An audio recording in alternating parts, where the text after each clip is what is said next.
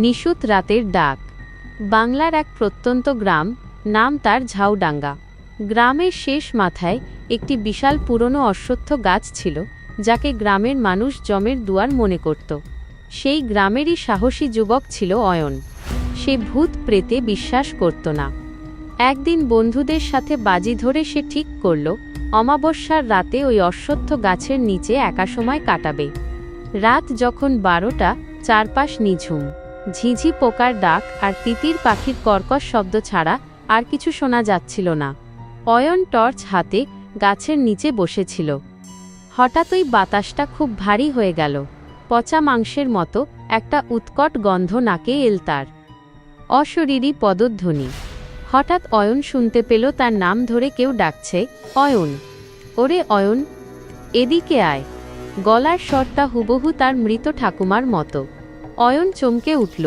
তার ঠাকুমা তো 3 বছর আগে মারা গেছেন। সে টর্চ জ্বালিয়ে চারদিকে দেখল, কিন্তু কেউ নেই।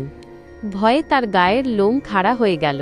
সে যখন উঠে চলে যাওয়ার কথা ভাবছে, তখনই দেখল গাছের ওপর থেকে একটা লম্বা, ফ্যাকাশে সাদা হাত নেমে আসছে।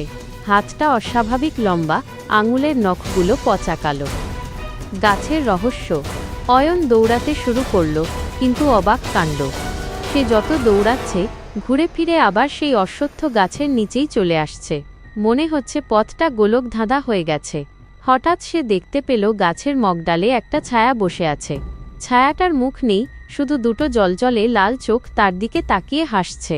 সেই অট্ট হাসিতে পুরো জঙ্গল যেন কেঁপে উঠল। অয়ন বুঝতে পারল সে নিশির ডাকে ধরা পড়েছে। সে পকেট থেকে তার কাছে থাকা একটি লোহার কবচ বের করল, যেটা তার মা জোর করে দিয়েছিল। ওই কবচটা হাতে নিতেই চারপাশের কুয়াশা কাটতে শুরু করল। সে প্রাণপণ দৌড়ে গ্রামের মন্দিরের দিকে চলে এল। ভয়ঙ্কর শেষ। পরদিন সকালে গ্রামবাসীরা অয়নকে মন্দিরের চাতালে অজ্ঞান অবস্থায় পায়। তার পিঠে 5টি লম্বা নখের আঁচড় ছিল, যা কোনো মানুষের পক্ষে করা সম্ভব নয়। অয়ন সুস্থ হওয়ার পর জানিয়েছিল, সেই রাতে সে শুধু ভয় পায়নি, সে দেখেছে ওই অশ্বত্থ গাছের ডালে গ্রামের নিখোঁজ হওয়া অনেক মানুষের কঙ্কাল ঝুলছে। আজও ঝাউডাঙ্গার মানুষ অমাবস্যার রাতে ওই গাছের দিকে পা বাড়ায় না। আজও নাকি মাঝরাতে শোনা যায়, অয়ন, ওরে অয়ন, ফিরে আয়। আপনার কি এই গল্পটি পছন্দ হয়েছে?